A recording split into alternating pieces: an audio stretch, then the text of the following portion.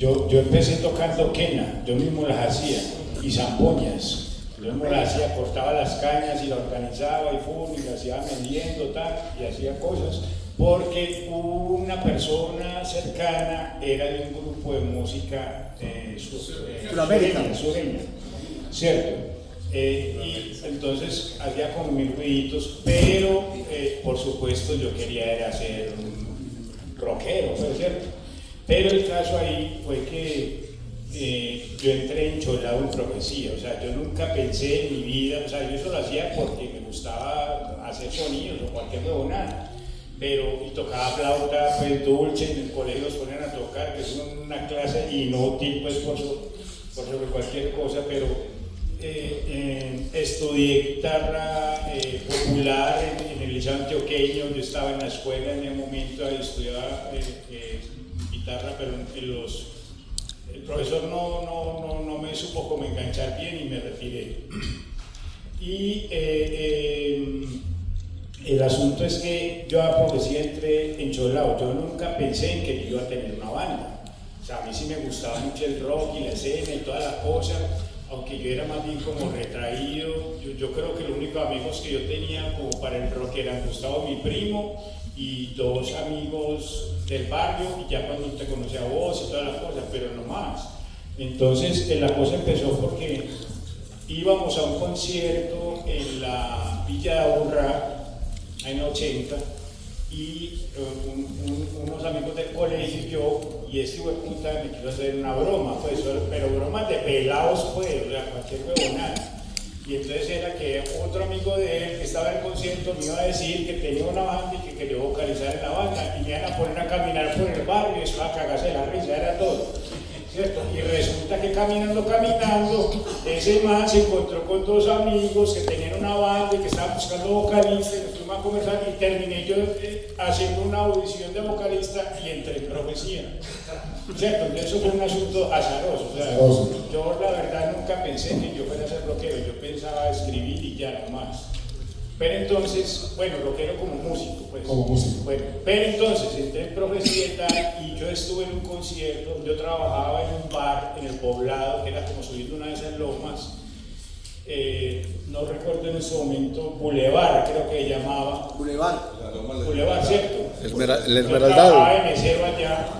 Yo trabajaba de mesero allá, y allá Kraken hizo un concierto, que había un toro mecánico, y máquinas, bueno, eso era tremendo bar, era una cosa tremenda para la época, pues.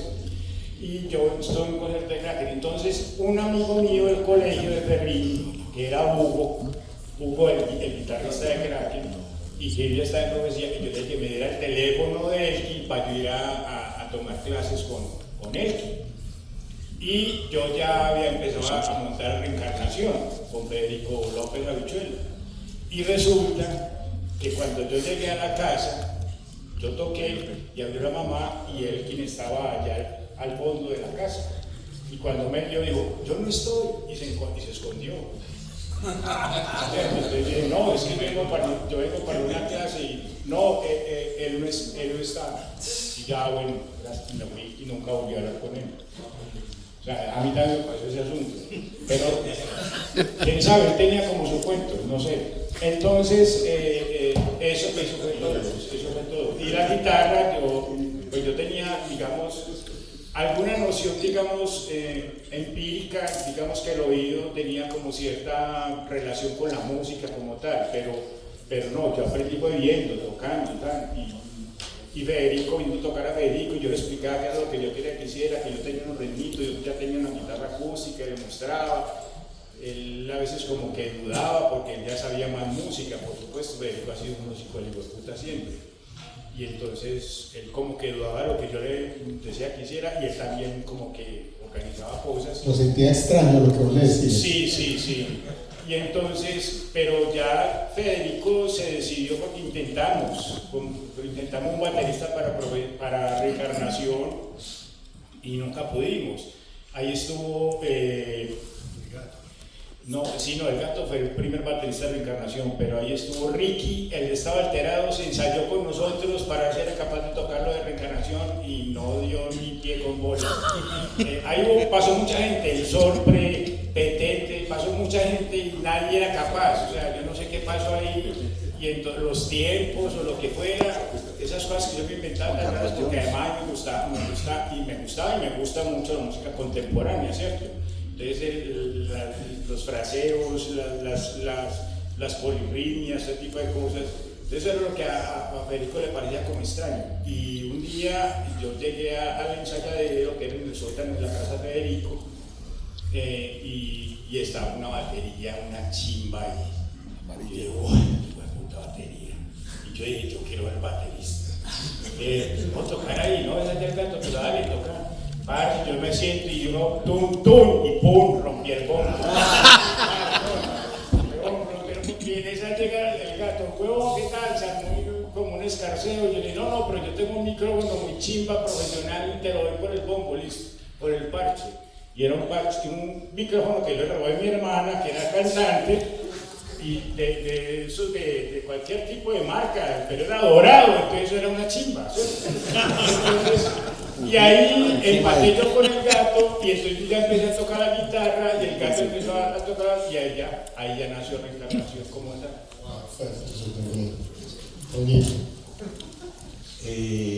Nosotros empezamos con la idea de tener una banda y hacer músicos. Recuerda que la pregunta es muy personal. Sí, claro. ¿Sí? Aparte de cómo arrancaste como músico. Sí, precisamente, todo es juntico. Una vez no nos dejaron entrar a un concierto de Félix, y entonces el que tuvo la idea de la banda, que fue el primer baterista, Héctor Valencia, todo cascarrabia, nosotros nos subimos todos piedras porque ese concierto era privado. Entonces él dijo, cuando llegamos al parche, ¿qué va? Hagamos nosotros una banda.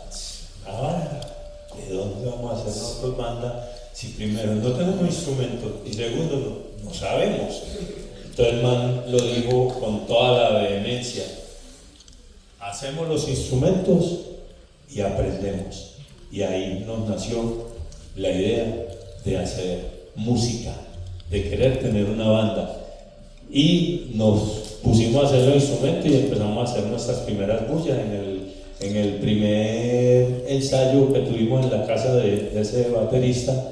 La familia, cuando terminamos el ensayo, no hicimos ni una bulla, nos miraba y yo les pregunté finalmente qué les parecía y nos dijeron, les recomendamos que estudien, y tuvimos que ponernos a estudiar.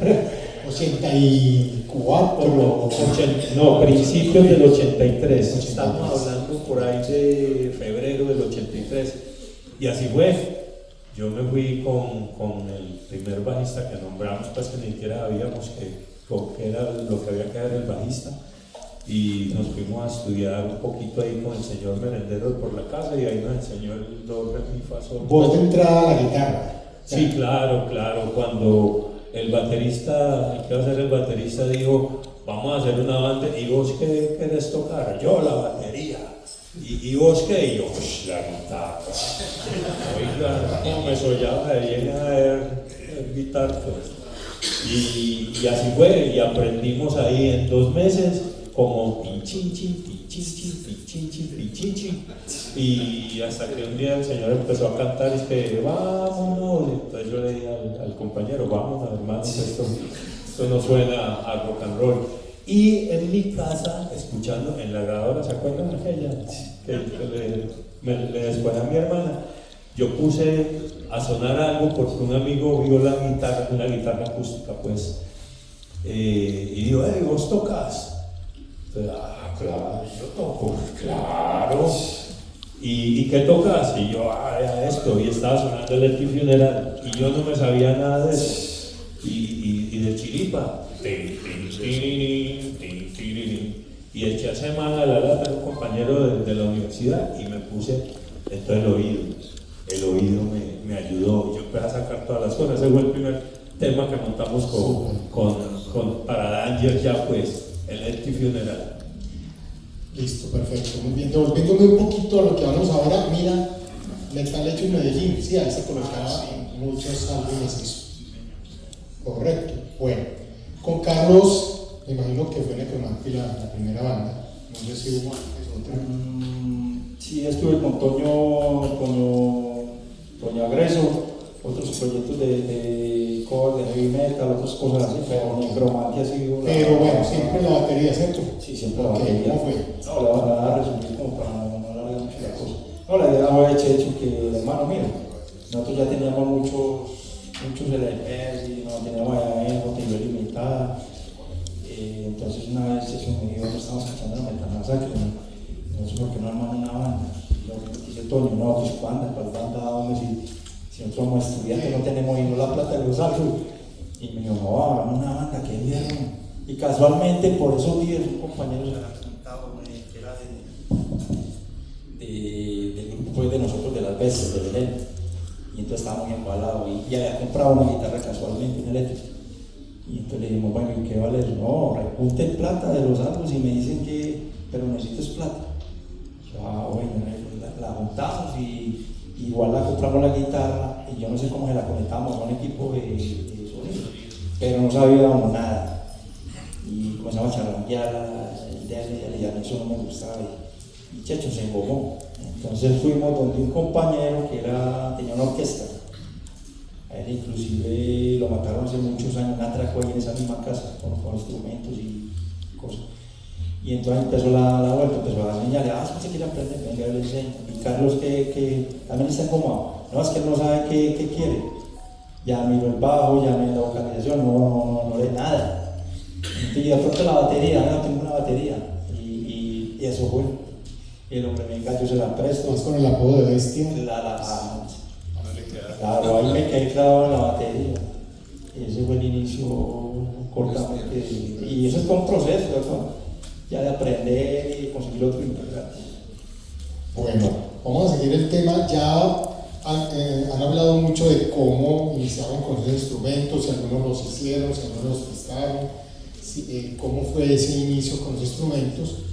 Pero entonces también podemos hablar de algunos sitios de ensayaderos que ustedes recuerden con nombre propio y esos lugares de grabaciones donde ustedes hicieron las primeras grabaciones, ¿cómo las hicieron? ¿Hubo algún lugar especial, muy casero? ¿Cómo fue esa parte?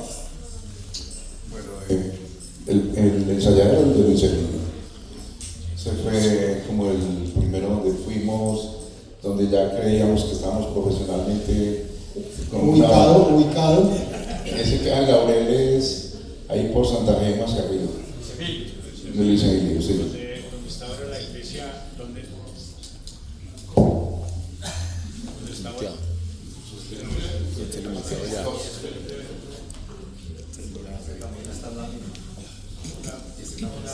Hola.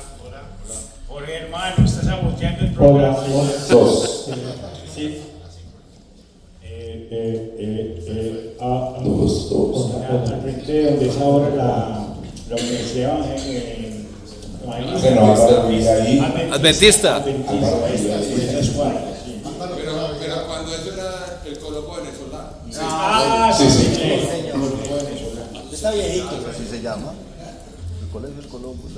Bueno, lo primero fue ese ensayadero que consideramos pues como muy profesional para nosotros, pero realmente éramos con un platillo lleno de tachuelas, con un micrófono de esos de grabadora que parece como un pianito las teclas, el cablecito era pegado, no nos podíamos mover, o sea, todo era muy crudo, pero para nosotros era muy profesional, pues, porque era una sala de ensayo.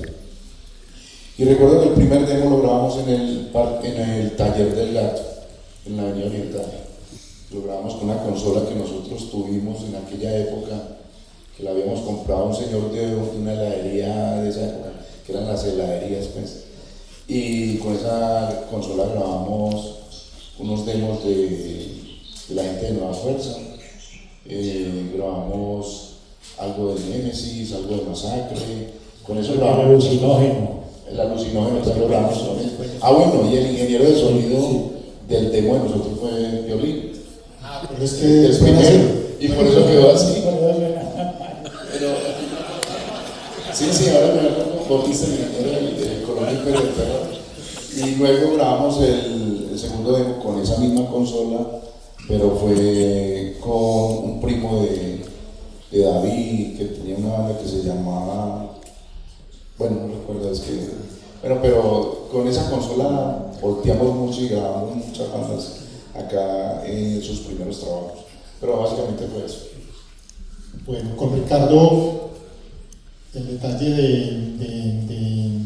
de la grabación, que prácticamente salió en el álbum y de Rodrigo de él. Sí, no, el galpón murió porque nos pasamos de casa y arrancamos con de Luis Emilio. Allá sí pues despegamos de una forma, una botería pues, porque eran ensayos 2 veces semanales. Ya estábamos allá con Bull Metal. Cuando un día, ¿cómo es que llama Juan Esteban Aristizábal nos invitó para primero que todo, al último piso donde él vivía, aquí en el centro, en un edificio. Y nos cansamos allá y arrancamos también para, creo que la finca de un tío de él. Y en algún momento llegamos a ensayar en una finca de Camiote, por allá en Llano Grande. Nos fuimos y nos metimos por la noche a la pista del aeropuerto. Nos encarcelaron 2 días. Bull Metal, decían que Bull Metal era el jefe de la banda. En la cárcel, sí, unas historias bacanas con el Bull, con Juan Esteban y con toda esta gente. Creo que estaba Equilión allá, estaba el Chozas. Bueno, pasamos un médico como 2 días hasta esa vez que nos encarcelaron. Pero todos esos ensayos, alrededor de 2-3 años, casi todos, las grabaciones fueron muy caseras en esas grabadoras y Bull Metal quedó con todas esas grabaciones de Amén.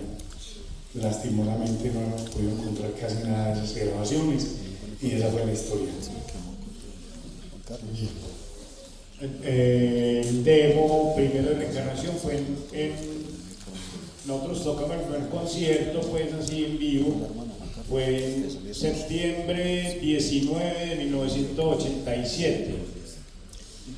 Y no es que tenga buena memoria, sino que es que acabo de escribir eso hace poquito por el libro que va a sacar.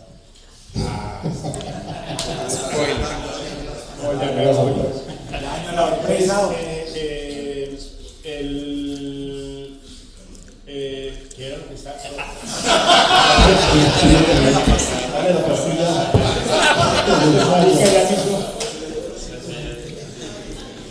El ensayo es bueno, entonces donde Habichuela, en el sótano, con esa maquinita, porque es que esa la compraron ustedes como en el 87, 86, o sea, eso rodó mucho. Ahí grabó hasta el hijo de puta. Y entonces grabamos el gato de la batería, yo grabé la guitarra y la voz, eso lo grabamos de una, ¿cierto? Y que ese fue el demo pues, de Dioses Muertos, finalizando noviembre del 87. Y estaban Lilo y Maite, 2 amigas, y ahí hicimos unos griticos, unas cosas, y yo en el ensayadero Luis Emilio, que ahí tenía como una especie como de pianito así, pues chiquitico, pues una organeta chiquitica. Y yo ahí jodiendo, cuando estábamos descansando me ponía a tocar huevonaditas y una vez grabé algo ahí. Y eso fue lo que sirvió para la base de Puta Religión. Pero necesitábamos unas putas campanas y una máquina, unas campanas aquí.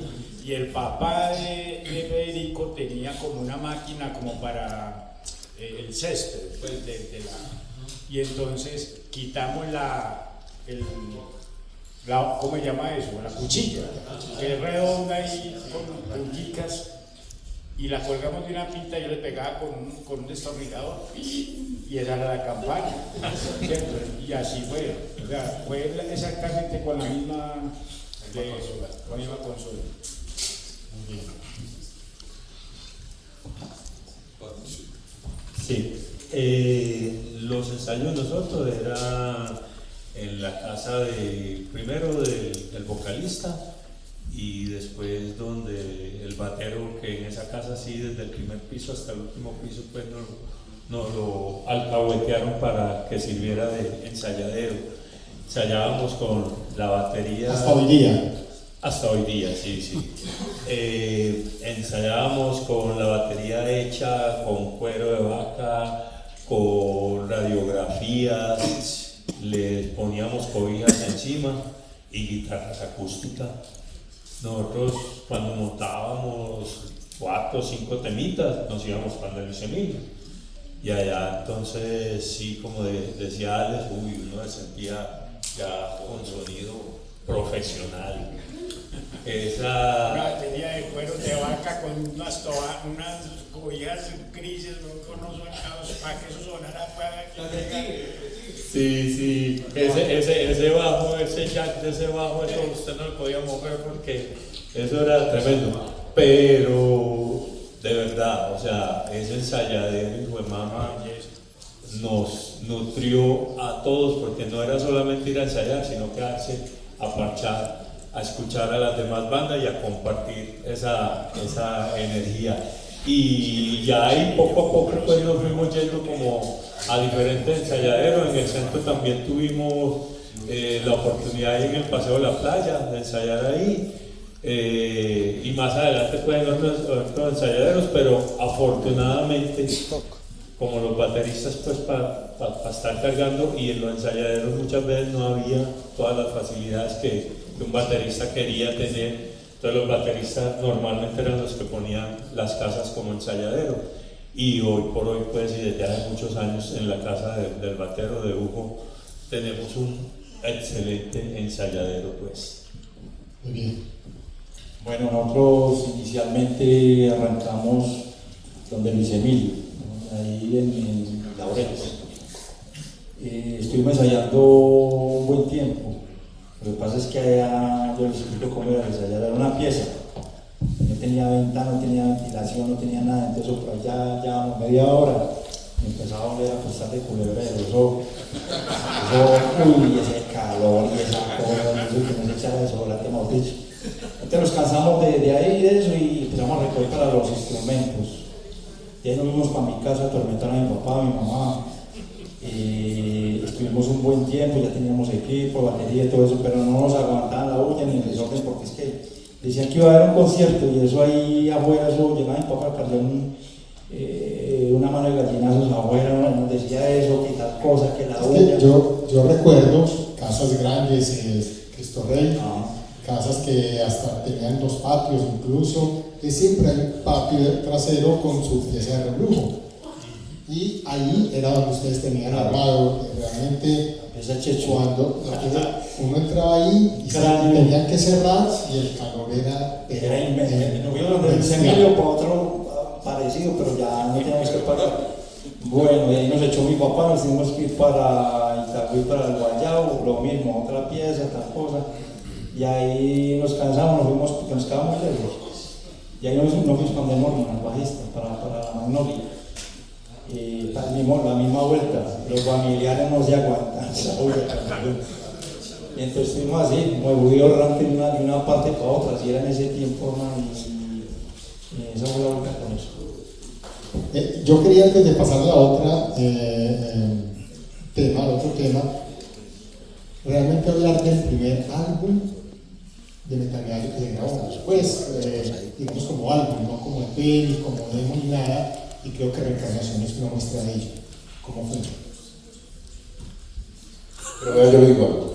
En el año 88, cuando hicimos el concierto de Quimosis en el Vigado, ese día llegó Víctor con ese disco. Ese día creo que salió ese disco. Ese día llegaste con el disco y no mostraste. Y todos estaban impresionados porque dijimos, no, es que a duras penas teníamos para un EP. Y se me llegó con el EP así plateado y con todo eso. Y con el insert y con todas las cosas como tan profesionales. Yo ¿Dónde fue grabado? Fue demasiado avanzado para ese momento. Ese lo grabamos en Rainbow Records. Ahí grabó Nemesis, grabó Ira, grabó Blasfemia. ¿Por dónde? Eso era en San Juan con el Huevo. Sí. O sea, como si te fuera a meter por el palo por la curvita. Eso. Entonces, ese era un estudio que la verdad yo no recuerdo quién fue el que nos dateó ese estudio. Y un señor se llamaba Gabriel Reino. Él era, digamos, un productor de música de carrilera, de música huasca, todas estas cosas. Y nos dejó grabar allá a todos. el ingeniero pues no sabía ni puta idea de lo que estaba haciendo y nosotros menos. Entonces, eso fue lo que fue. Pero ese disco sí salió ese día. Ese día fue la primera vez que yo o sea, ese día fue el día en que llegué yo con la cajita, como con 20 o 30 LPs, a venderlo en ese concierto de Quimosis en Envigado. Y ese concierto, ese disco costó 1.000 pesos. O sea, costaba 1.000 pesos miserables de ahora, ese disco, que ahora lo venden en $1.200, $1.500. O sea, de haber sabido, marica, yo hubiera guardado 20 ¿Dónde lo pensaba? ¿Dónde lo pensaba? Ese lo pensamos en Fuentes. Vea, una particularidad. Con los dos sencillos con el primero de Parabellum, que fue unos meses antes, finalizando el 87 que salió el Sacre Ley. Y el LP de Reencarnación salió, lo grabamos en febrero. Era ¿cómo se llama eso de que se suma en febrero? Bisiesto. Puta.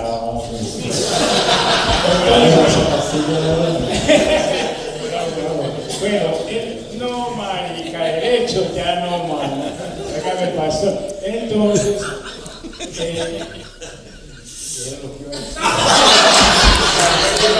libro va a salir con el rojo.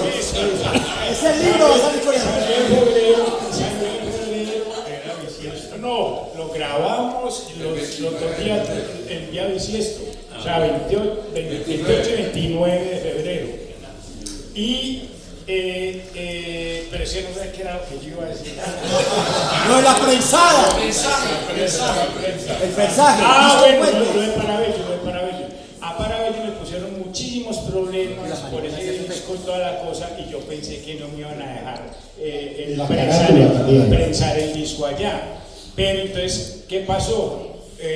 Cuando yo llegué, no sé, conté con muy buena suerte porque había alguien conocido en esa oficina y yo pasé derecho. Es más, me dejaron entrar a las calderas y todas las cosas a ver cómo lo estaban prensando.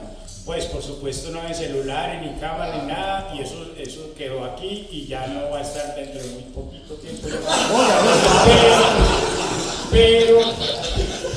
Pero esa fue la cosa, ¿cierto? Y el EP, porque ya habíamos sacado el demo con 5 temas y Puta Religión, que eran 6, ¿cierto? 6 cortes.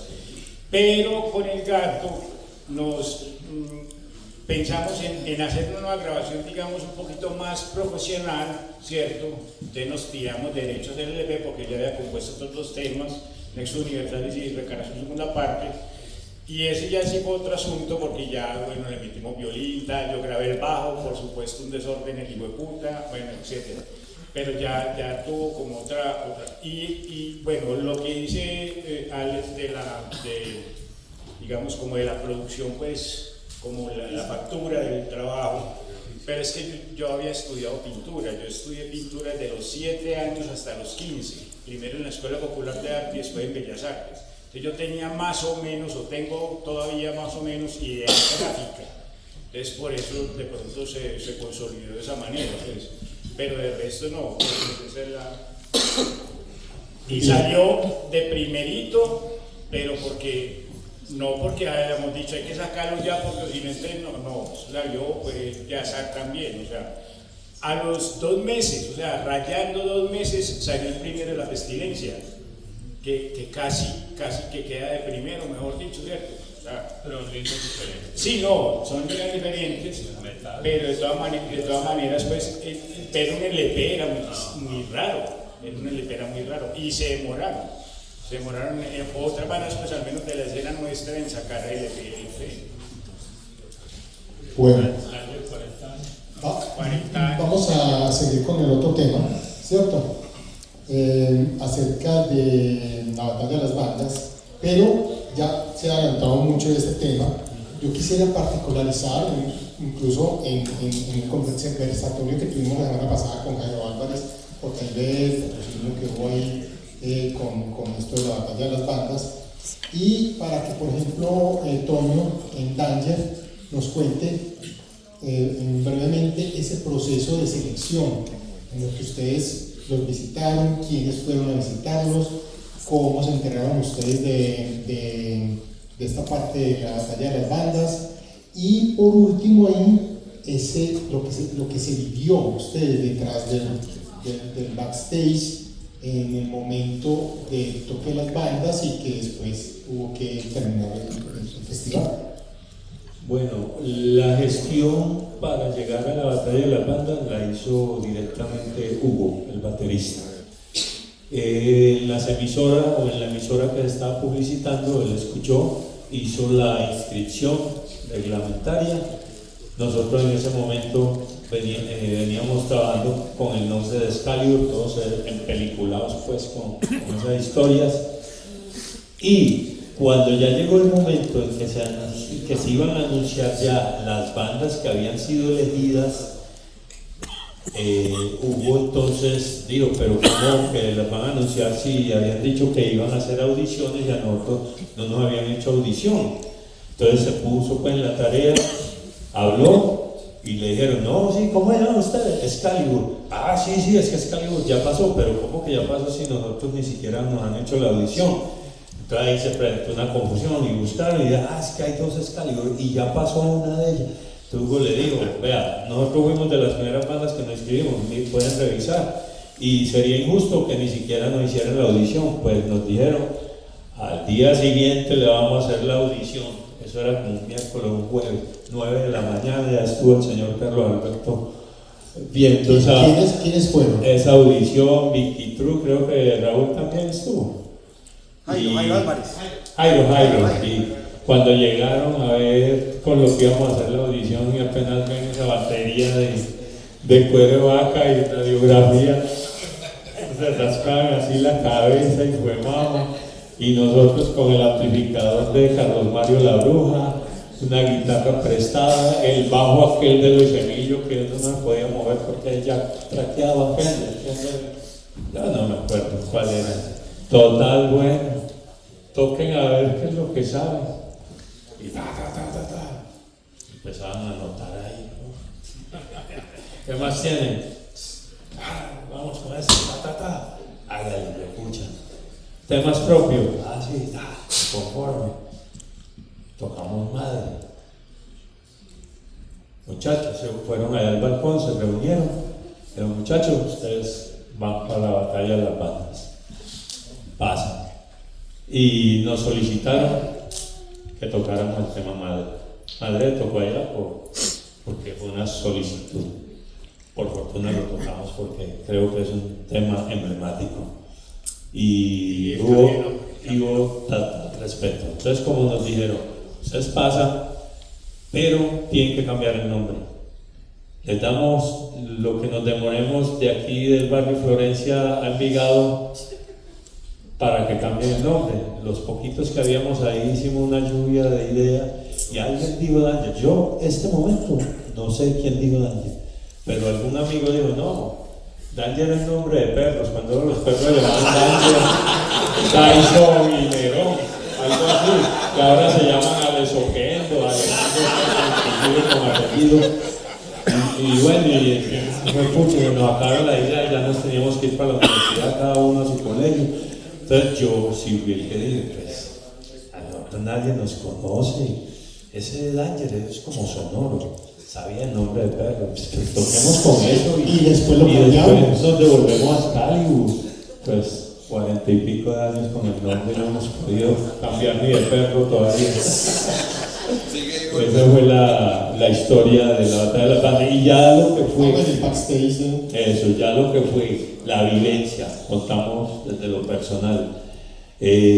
No, más asustados, uno veía a esa gente bramar allá, todos los metaleros, y eso que les habían quitado a la entrada, todas esas chatarreras y todas esas cosas, pues, pero uno veía, se asomaba y pucha, mano, metalero. Y cuando bajan al primero, pues, que fue Paul, que como la idea del evento era mostrar diferentes géneros, y es por claro, estaba mostrando lo suyo, pero esos metaleros no dejaron, cogían los vasitos de arena, la mojaban y se las tiraban, y por allá seguro alguna roca le dieron bien duro al muchacho cuando ¡pam!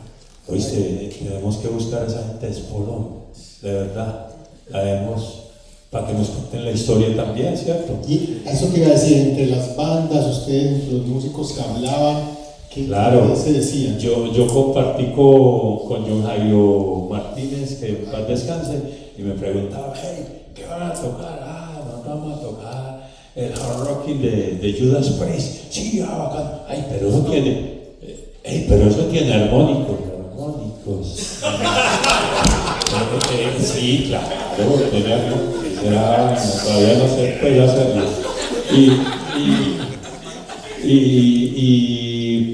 Y compartimos, sí, con la gente, pues, cuando vimos que bajó ese muchacho con la pedra, ay, pucha, y nosotros para tocar una balada, todos metaleros y pucha, pero no, o sea, eran tantas las ganas de querer tocar que eso no nos importaba lo que pudiera pasar. Siguió Gloucester sí levantó pues el polvero, como lo han dicho en otros conversatorios, muy seguramente pues sin ser ultrametal, porque Daniel nunca fue ultrametal, nunca pensamos en tener un sonido gutural en la voz. ¿Cómo veían ustedes el público en su toque? ¿Estaban como haciendo una pausa activa entonces? Peligroso, lo veíamos muy peligroso.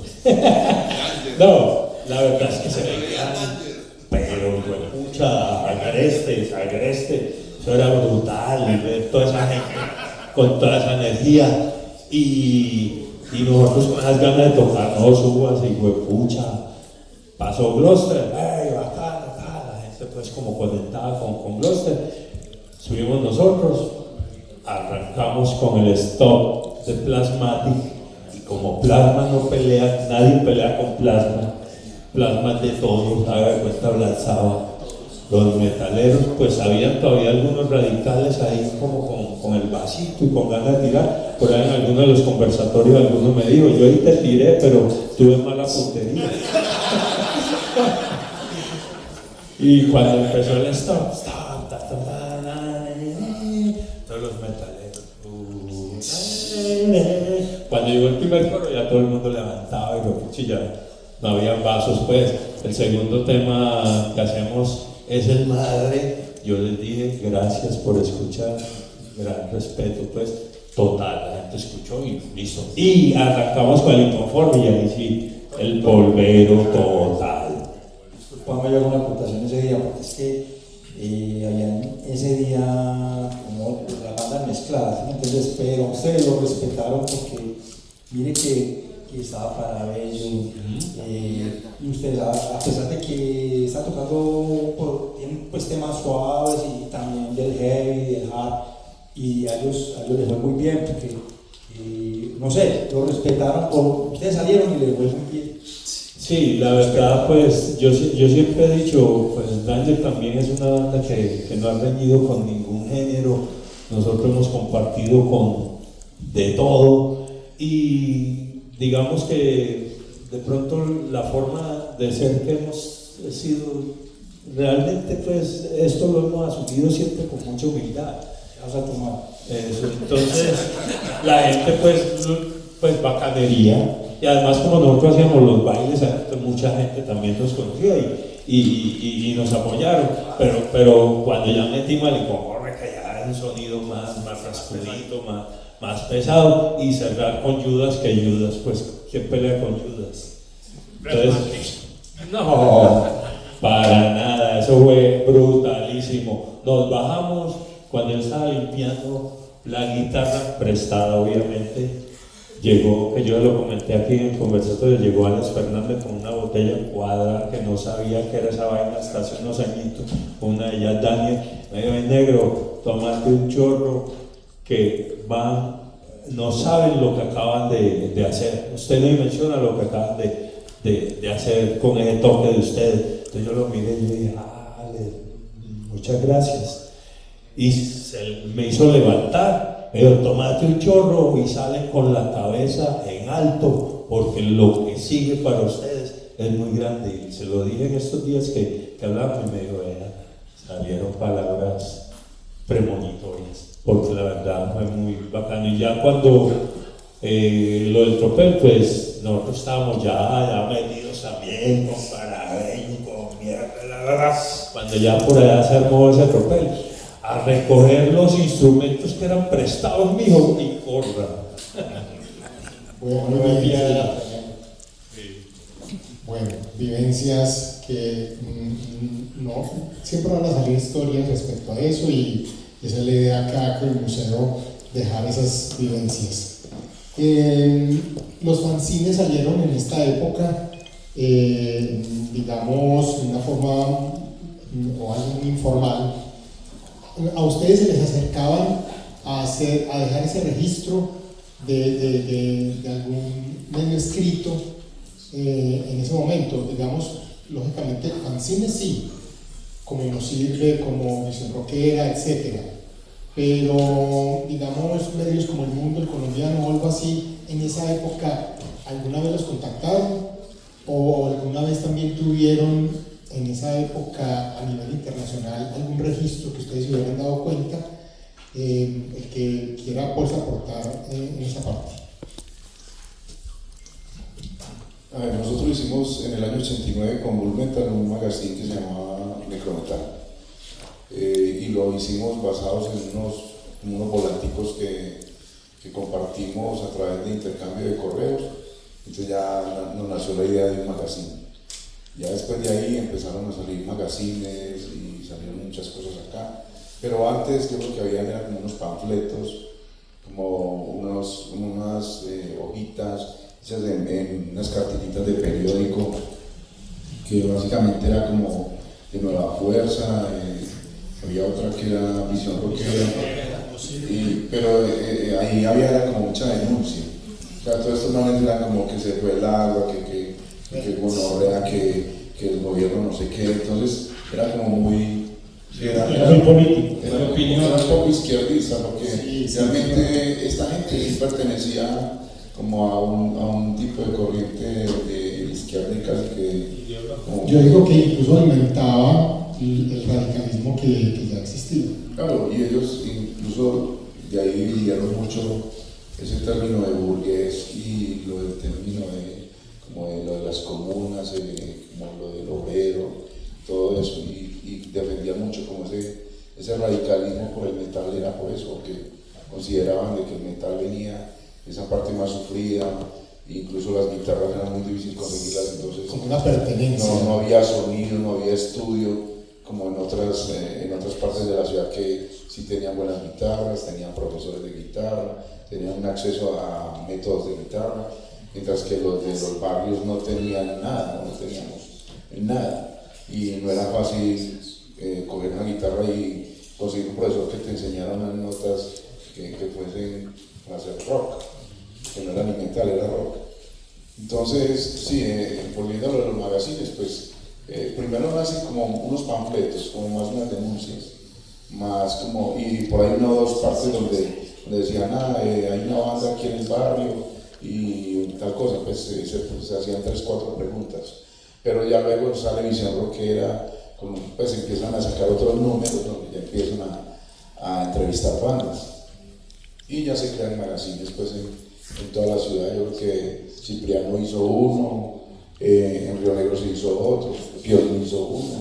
Iba a ser, pero no resultó. Las maquetitas los primeros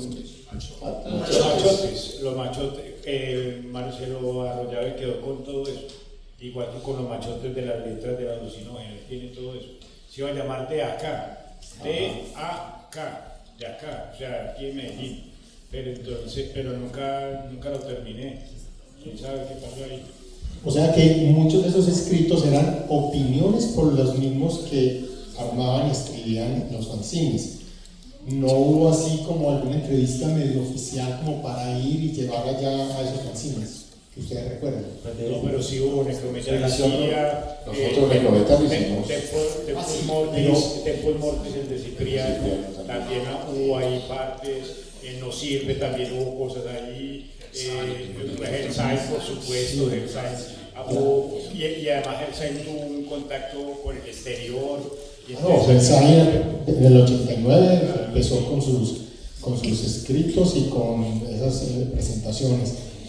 Y aparte de eso, lo que les estaba hablando ahora de medios de acá locales, que los hubieran contactado para algo, o todavía eso no había. Yo hice una reunión, unas supuestas reuniones para que nos organizáramos los rockeros allá en el pueblito Paisa arriba. Y a esa reunión fuimos 3. Entonces, entre los 3 nos organizamos y nos tomamos una foto y ahí salimos en el colombiano. 85, 86. Algo así como 85. Pero sabes que sí hubo algo en Veracruz de Cali, cuando trabajaba Juan Kiss. Y ahí sí, y cuando estaba... Eso fue, pero eso fue claro, ya 90, 91 sería. Pero eso era en el canal de Veracruz. Claro. Sí, 89, 90. Veracruz estuvo también en el parque de, yo no sé si ustedes se acuerdan de ahí de Buenos Aires, que encanaron a todos, ahí estuvo Ichitruz, estuvieron desde Veracruz. Me hicieron entrevista y todo eso. Pero todavía no estaban en Veracruz. Apareció. No, encanados todos. En la iglesia de Buenos Aires, y hubo hasta la policía, que llegaron disparando, porque el cura, o sea, habían alquilado la iglesia para hacer ese concierto y el cura llamó cuando ve a toda esa gente, llamó y dijo que había tomado la guerrilla la iglesia y ya llegaron disparando estos hijueputas, o sea, eso fue tremendo. Y recogieron una pila de lo que eran las correas, lo que eran machetas, lo que eran navajas, eso, una pila, pero no lo dicho. Y vamos para el dedo. Como el tiempo es oro acá y se va acordando, yo sí quisiera no dejar por fuera lo de Bull Metal. Lo de Bull Metal y con Alex en este caso, el recorrido que tuvo Bull Metal en los 80 fue, o sea, pasó por Agreso, pasó por Equimosis, pasó por todos. Amén, en fin. Entonces, qué bueno que nos recuentes esa parte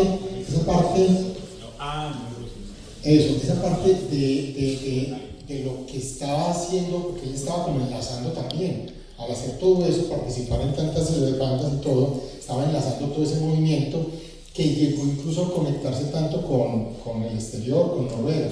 ¿Cómo fue esa parte? ¿Cómo se motivaron o se motivó él a escribir específicamente Noruega, a lo underground de allá, y sabiendo que ya existían bandas de mucho prestigio en el metal, pues Merciful Fate, Sodom, todas esas bandas? ¿Cómo fue eso? A ver, yo había comprado el Death Cross de Mayhem y me lo vendió un amigo ahí en la 70 y me dijo, hey, mira este disco, pero como era rosado, él dijo que era una casca, entonces dijo, eso no debe ser bueno, entonces no lo vendió súper barato, entonces cuando nos lo vendió nosotros lo escuchamos y eso tenía un sello que era, el sello adentro es como una vaca.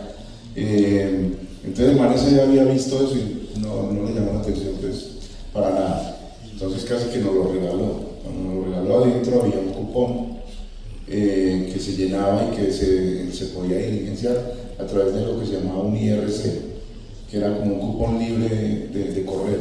Uno iba al correo, lo ponía con el IRC y lo enviaba. Nosotros nos dio por llenarlo y mandarlo y esperar que respondiera. Y el tipo respondió.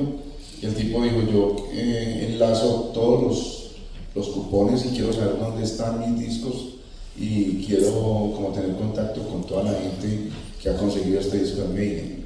Y ahí fue cuando Bull Metal empezó a enlazar el contacto con él y ya se creó pues como esa amistad tan grande que luego lo llevó a él a tener contactos un poco más grandes con la escena de todo el mundo y hacer intercambios. Ahí fue cuando le mandamos a ellos Reencarnación, Parabellum, Blasfemia, Astaroth, y hacíamos cambios con sus discos. Y ahí fue cuando se dio a conocer mucho todo el metal de acá.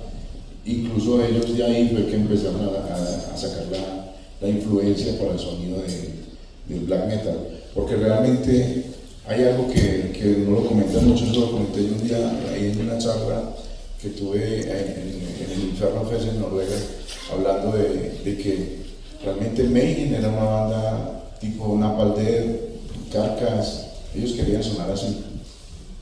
Cuando escucharon el sonido de acá, fue cuando se influenciaron a hacer el black metal, pero ellos no estaban influenciados por el black metal, ellos realmente, incluso el nombre lo habían sacado de Venom, entonces ellos tocaban, era un metal muy diferente, no era porque Venom era un metal más rock and roll, y estaban muy influenciados por Napalm Death, él nos hablaba mucho del Skun, de todo ese tipo de sonidos, y si uno escucha el Cross, le escucha ese sonido de Greencore. Pero ya luego cuando escucharon el metal que nosotros le mandamos, ahí fue cuando ellos empezaron a sentir que debían de cambiar su sonido.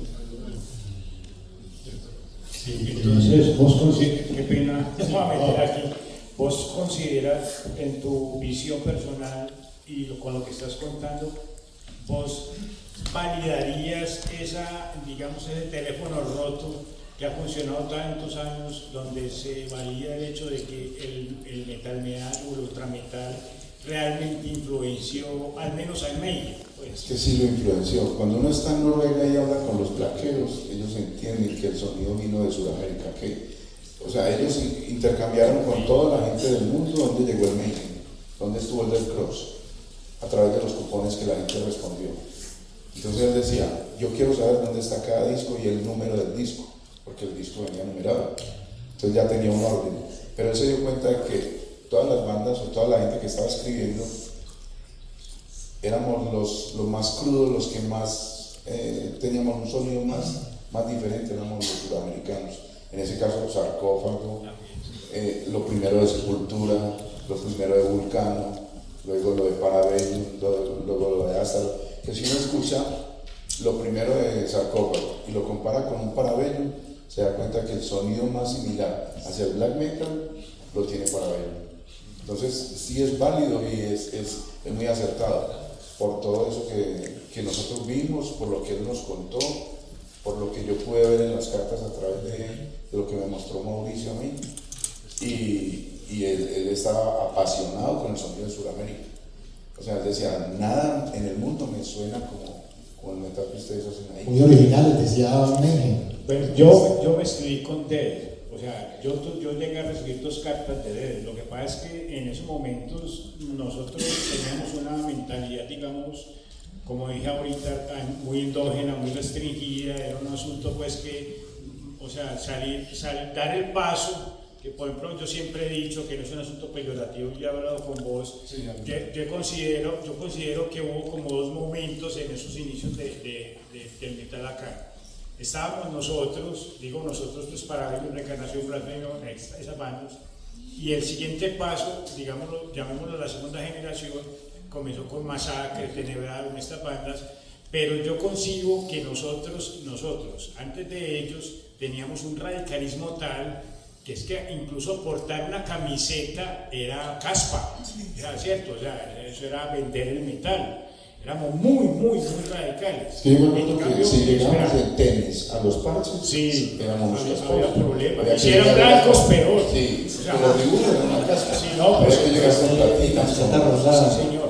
Y entonces, yo lo que quiero aclarar es que yo se lo he dicho a después y a Juan, yo considero que Masacre fue la primera banda, o sea, el proyecto Masacre fue la primera banda con esa noción de proyecto de banda que quiere salir y proyectarse y llegar lejos. Correcto. Y por eso Masacre ha hecho lo que ha hecho, además, porque es que es una mentalidad que está en función de eso, pero no todos teníamos esas condiciones. Entonces, digo esto porque esas cartas, por ejemplo, de Dead y de mucha gente que me alcanzó a escribir y me mandaban discos y cosas, cassettes, postales, de todo, la gente muy aterrada con lo que pasaba aquí. Yo un día grabado, huevón, yo metí todo en una bolsa y yo boté toda mierda. Yo ¿para qué esto, cierto? Y además yo muchas no las contesté, además. O sea, yo recibí, no, porque eso era caspa, parce, o sea, ¿cómo eso era caspiar? ¿Cómo va a poner a contestarle a un man de Estados Unidos? O sea, muerte usa país de traición, ¿sí o qué? O sea, son huevonadas, muchachos, ¿cierto? pues también, porque tiene su cosa, pues, o sea, eso era muy bonito, tenía su mística, tenía su cosa, porque eso además nos liberó de muchas otras presiones sociales y religiosas, políticas, familiares, de educación, todas las cosas. O sea, éramos nosotros contra el mundo y hueputa, ¿cierto? Y nunca tuvimos esa mentalidad de nosotros apenas, nosotros vinimos a salir del país. La Encarnación lleva 40 años, nos cumplió ahorita en noviembre.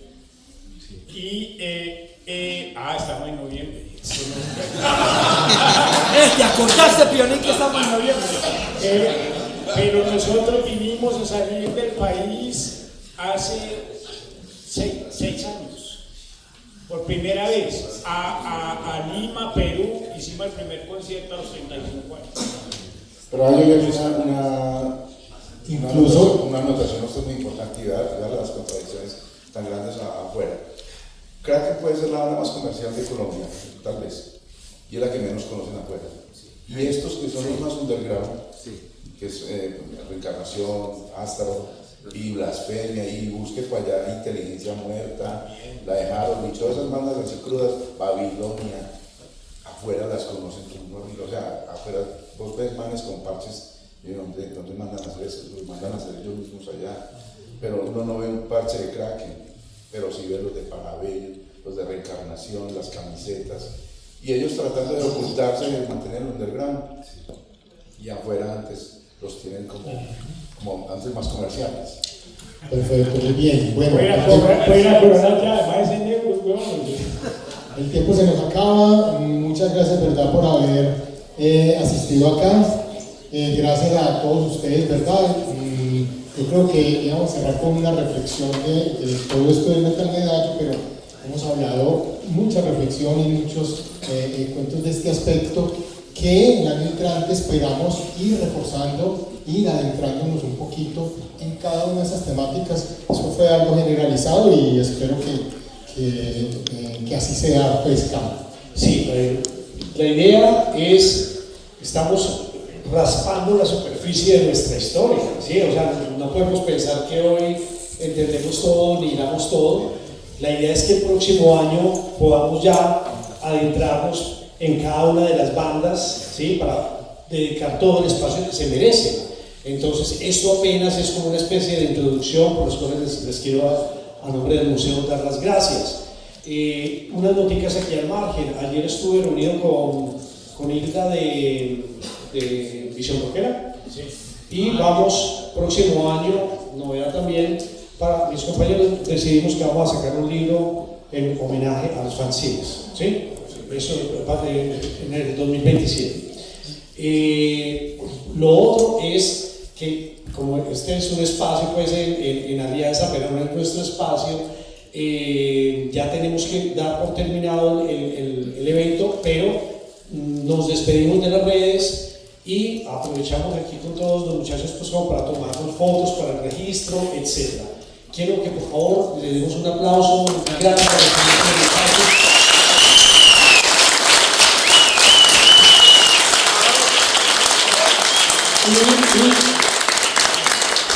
Y quiero complementar esta última reflexión, es que en la investigación que hicimos para la exposición, cuando entramos a hacer la investigación en un agente de inteligencia artificial, y entramos a hacer la pregunta sobre la relación y la influencia de nuestro metal en la música de Noruega y el metal y el black, fue clarísima la respuesta. O sea, la influencia es total y el crédito lo tienen ellos desde allá, de que llegó desde Medellín. Entonces eso es irrefutable, ¿ok?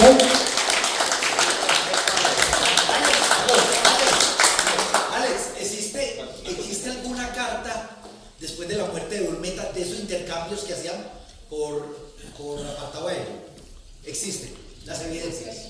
No, eso lo tenía Ulmeta tenía todo ese material y ya con todo lo que pasó con él. Un detallito aquí con el templo del rock, esto que acaba de pasar. Hace 8 días me llamó un medio de Bogotá para hacer una entrevista en Eco 8. ¿No se registra? Medio de allá. Y porque son los 40 años de México, ¿cierto? Y ese concierto es este domingo. Entonces parece muy particular que Reencarnación y todo esto en este círculo tengan 4 décadas. Ese concierto se va a dar en Bogotá, e incluso va a ir Manuel a tocar con ellos. Entonces es muy particular y hablando con lo que dice Alex, absolutamente esa influencia de ellos. Muchas gracias.